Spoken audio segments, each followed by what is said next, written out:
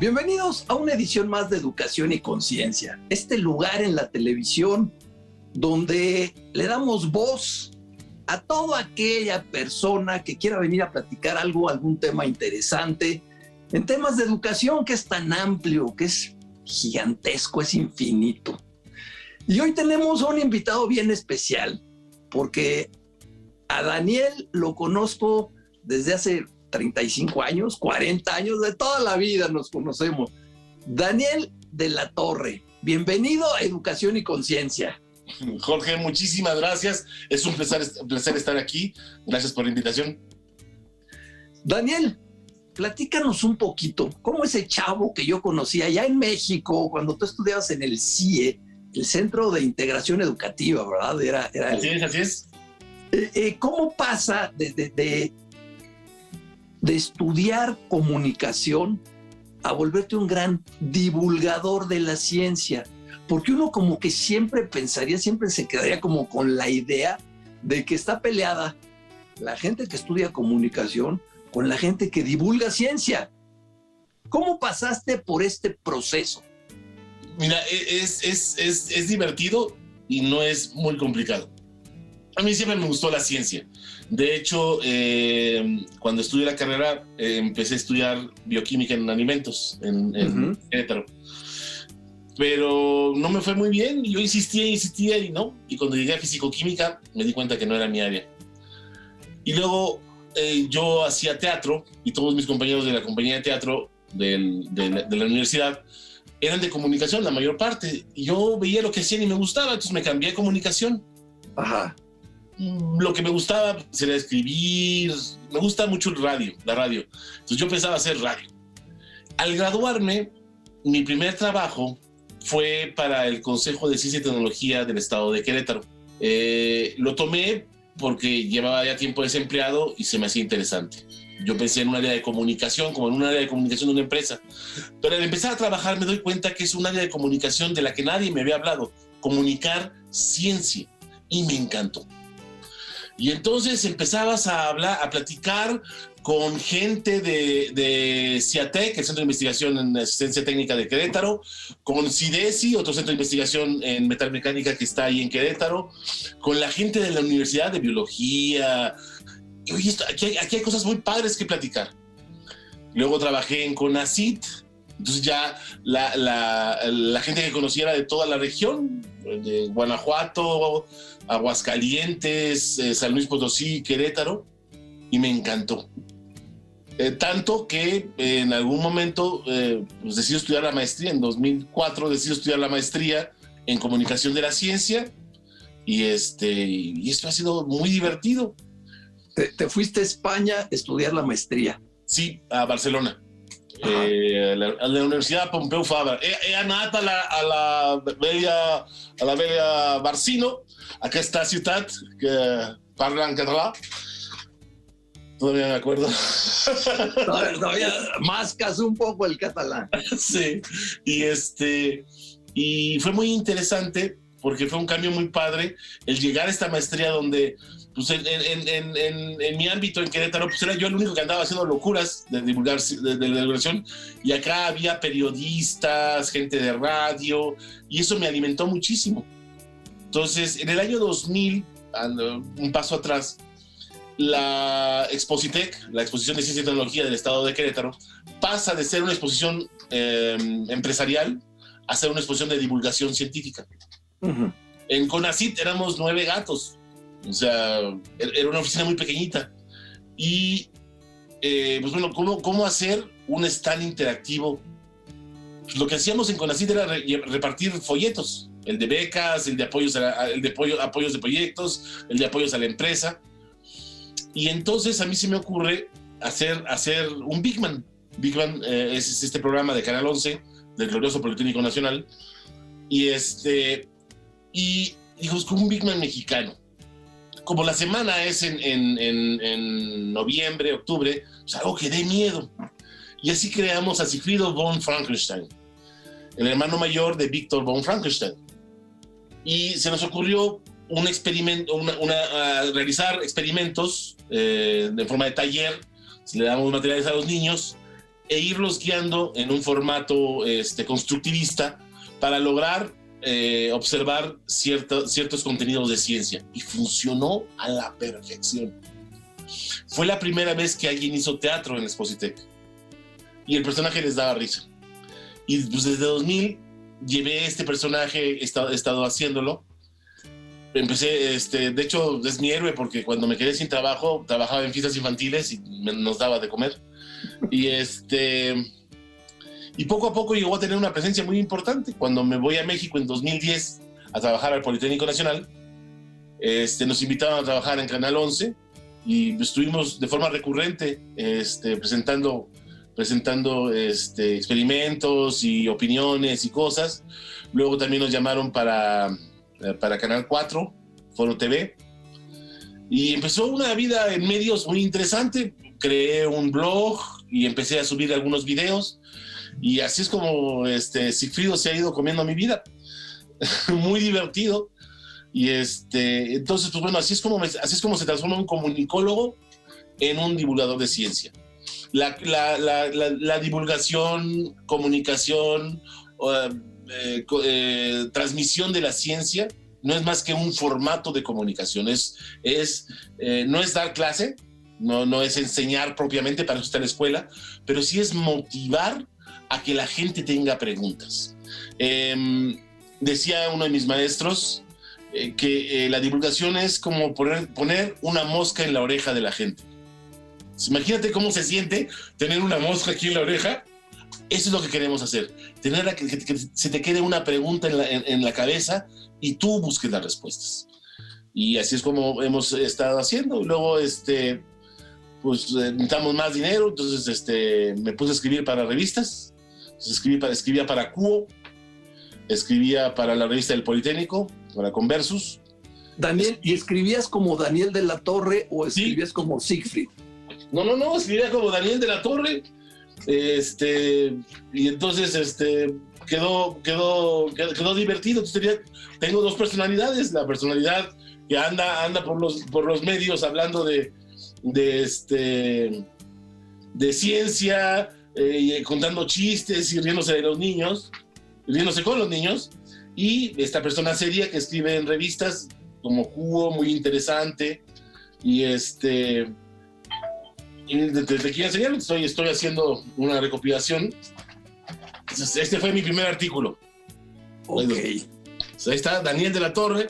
Ajá. Y era esta revista que ya desapareció en México, que se llama Cubo, de Grupo Expansión. Y entonces así es como la comunicación de la ciencia se me ha hecho pasión. Es muy interesante porque todo es ciencia. La gente piensa que la ciencia es algo complicado, difícil, pero no. La ciencia no es más que el método a través del cual aprendemos. Y es más natural que caminar. Si tus niños son tan tremendos como tú, cuando eran chicos y les dabas algo, se lo metían a la boca, lo olían, jugaban con ellos. Eso es la exploración, la observación. Recuérdate de aquellas clases en la segunda preparatoria, el método científico. El método científico es observación, hipótesis, comprobación, teoría. Y eso es lo que hacemos. Agarramos algo y ¿qué pasa si lo tiro? Yo creo que se va a romper, pero no lo sé, lo tiro.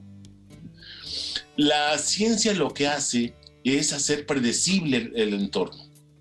Uh-huh. El ejemplo más divertido, cuando me lo explicaron, se me hizo muy, muy genial.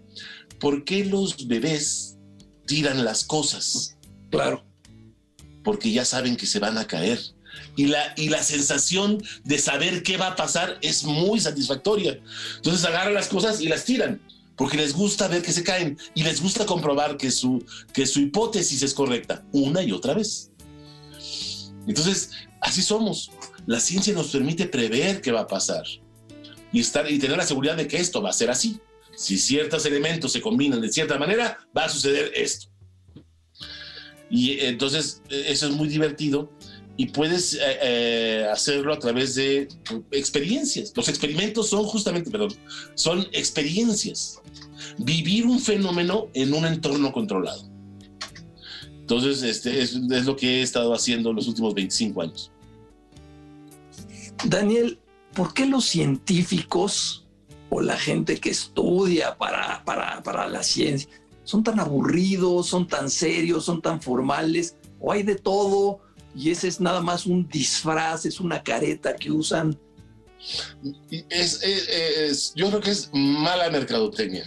Tú sabes de eso. Okay. ¿Por qué? Porque así los medios lo hicieron. Sí, en un principio los científicos eran alguien que de su seriedad dependía la seriedad de sus conclusiones. Pero los científicos están más locos que una cabra. Y son gente muy, muy divertida. Por ejemplo, creo que Einstein creo que es el científico más conocido y famoso del mundo. Logró crear esta persona de un científico loco, un científico de los pelos así, sacando la lengua, pero era un hombre superdotado, capaz de entender el universo en las cosas más profundas. Otro que era igual es Richard Feynman. Chavos, búsquenlo, es un hombre fantástico. Fue la persona que encontró por qué explotó el Challenger. Y no era su área de estudio, pero su método le permitió entenderlo. Y lo demostró con un experimento. Trabajó en el proyecto Manhattan. Pero aparte, le gustaba trabajar o hacer bocetos en centros nudistas, en bares nudistas. Le gustaba tocar el bongo y llegó a presentarse en Brasil como músico profesional en una banda tocando el bongo. Y es uno de los físicos y es quien propuso la nanotecnología en una conferencia que se llama Ahí abajo ha de haber mucho espacio. Entonces, son muy divertidos. Ten en cuenta, los científicos son niños y como niños se asombran del entorno. Daniel, vamos a hacer una pausa y regresamos contigo para seguir platicando de este tema apasionante de divulgación de la ciencia.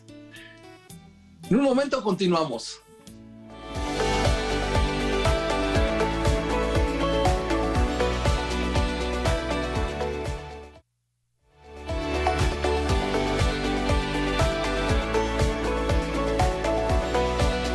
De regreso platicando con este gran divulgador de la ciencia que es Daniel de la Torre. Daniel, nuevamente agradecido de que estés hoy aquí con nosotros platicándonos sobre ciencia, sobre divulgación de la ciencia. Daniel, platícanos un poco más de Siegfried, de este personaje que hoy es muy reconocido acá en Querétaro y en otros lugares. Jawohl, Jaroba. Siegfried von Frankenstein es el personaje que hago para hablar de la ciencia. Siegfried von Frankenstein nació en el año 2000 en la exposición de ciencia y tecnología del estado de Querétaro. Y a través de su desarrollo ha podido estar en Canal 11, en varias áreas. Un tiempo trabajé para el área de publicaciones del Politécnico y tenía la feria itinerante del libro. Entonces recorríamos todo el país haciendo este show. Y entonces Chifrío te enseñaba, por ejemplo, en qué se parece, por qué la Caperucita Roja explica el vuelo de los aviones. ¿Tú sabes por qué la Caperucita Roja explica el vuelo de los aviones? Muy sencillo. Cuando tú agarras el ala de un avión y la ves de lado, lo que ves es que, como el cuento de la Caperucita Roja, el ala tiene dos caminos: una curva sobre el ala, el camino largo, y una recta bajo el ala, el camino corto.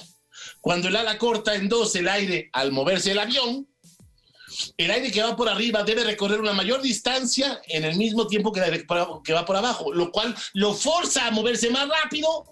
Y como decía Daniel Bernoulli, todo flujo a mayor velocidad, menor presión. Cuando llega a la mitad de la pista, la presión sobre el ala es menor que bajo el ala, y esto genera que una succión hacia arriba, y por eso los aviones vuelan.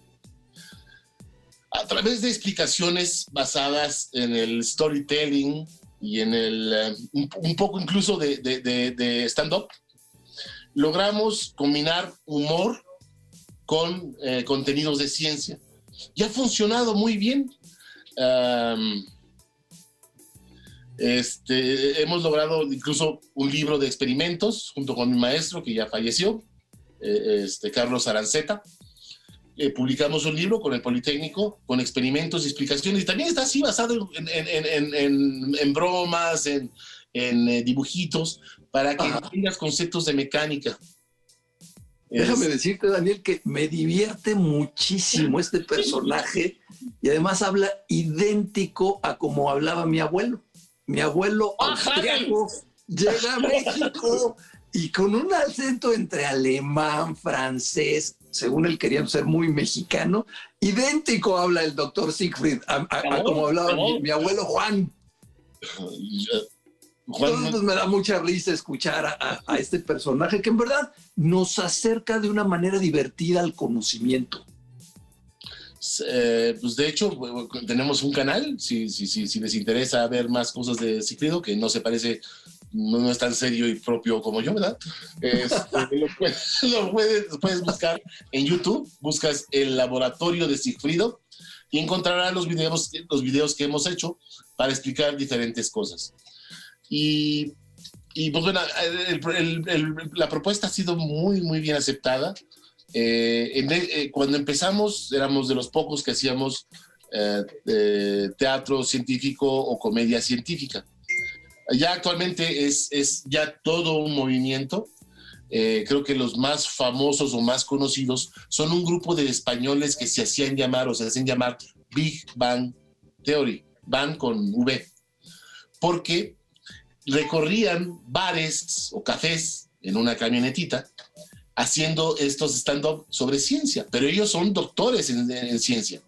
Ellos vienen de un concurso que se llama FameLab, que se desarrolla en Europa, y que invita a científicos a crear monólogos de 20 minutos cómicos que hablen de su investigación.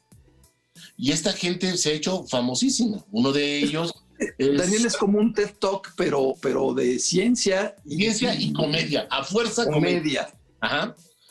Y uno de esos es Santaolalla, un físico del CERN, que es uno de los youtubers científicos más famosos. Aparte tiene mejor cara que yo, entonces, y es más joven, entonces, tiene un PE bravo. Y y han creado canales que explican muy padre y sin ninguna inhibición y de una manera muy creativa. En México también ya hay este tipo de gente hablando de ciencia a través de la comedia. Pero es muy, muy interesante.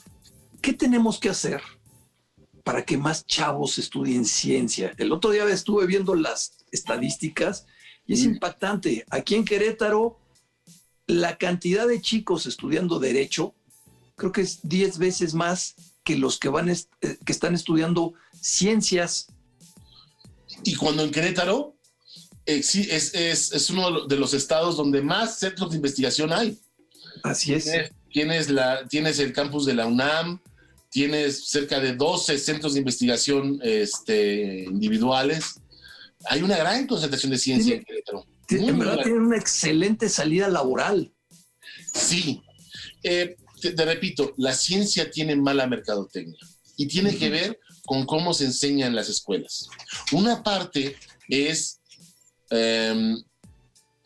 porque no se busca crear la experiencia o la pasión, sino se transmite el conocimiento. La mayor parte de los maestros en primaria, su formación como normalistas, su formación fuerte, tiene que ver con lenguaje. Ajá. Y entonces la ciencia es así como que, ay Dios mío. Y la mayor parte de los maestros se basan en lo que está en los libros de texto. Normalmente no es lo más divertido. ¿Qué es lo que debe hacer? No es posible que llegues a un salón de clase con tu gis. Cuando me ha tocado dar clase, llego con reglas, resortes, un conejo. Por ejemplo, un día se me ocurrió intentar explicar límites con un conejo. Y entonces, pues funcionó bien, pero no quedó muy claro el concepto. El conejo no hacía lo que yo quería. Es difícil de convencer el conejo. Y entonces necesitas generar experiencia. Se ha dicho muchas veces, sin pasión, sin emoción, el conocimiento no se fija.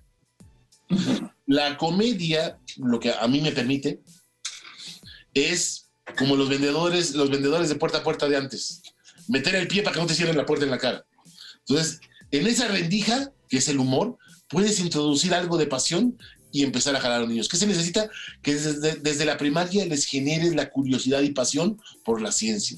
La ciencia y las matemáticas no es ese lugar donde sufres, donde quedas en ridículo frente al grupo, sino el lugar donde pones a prueba tu curiosidad y tus preguntas pueden ser resueltas. Esa es una parte. Y lo sabemos de hace mucho. En Estados Unidos se creó una fundación para el fortalecimiento de la ciencia en los 70s, gracias a un informe que se llama Una nación en peligro, donde demostraba lo que tú acabas de decir. Estados Unidos, la mayor fuerza científica y tecnológica del mundo, estaba perdiendo presencia porque sus chavos ya no querían estudiar ingeniería y ciencias. ¿Y qué es lo que pasó? Pues llegó China, llegó Japón y los han desplazado. Entonces, sí, y bueno, hoy se puede, es que estamos bien atrasados. En 1970, España, Corea y México estaban en el mismo punto de desarrollo. Así es. ¿Qué es lo que hicieron España y Corea? Invirtieron en la educación. Ajá. No recuerdo bien la historia de Corea, pero incluso creo que sacrificaron una generación completa para que llegara al desarrollo tecnológico. Sí. Se sacrificaron, no los mataron, no. Decidieron que ellos estarían trabajando en algo que no se ve, por eso se le dice sacrificar. Es como si un presidente municipal se preocupara por las tuberías, no se ven, pero se necesitan. Claro. Entonces, eso es lo que necesitamos. Que la ciencia se enseñe de una mejor manera y de una manera apasionada. Y que el reconocimiento social a la ciencia esté más allá de ¡ay, qué inteligente señor! Y más presencia en los medios. Por ejemplo, antes te parabas en la cola del súper y tenías en las revistas muy interesante, Cuo, Discovery, National Geographic, varias revistas. Llegabas a Sanborns y había todo un rack con revistas de ciencia. Ahorita nada más está National Geographic, Astronomy y muy interesante. ¿Por qué? Porque hemos dejado de leer ciencia. Entonces, ¿qué es lo que necesitamos para que haya más científicos? Una mejor educación, un mayor reconocimiento del trabajo científico.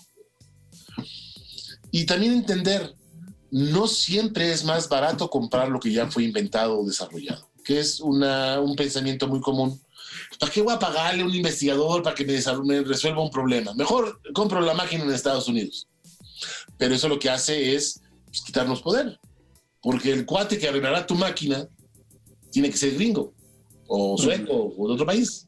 Y te va a empezar a cobrar desde el momento que se pone un pie fuera de su casa. Conocimiento e información es poder. Y por eso necesitamos. En los 90s, México era un líder en producción e investigación de vacunas.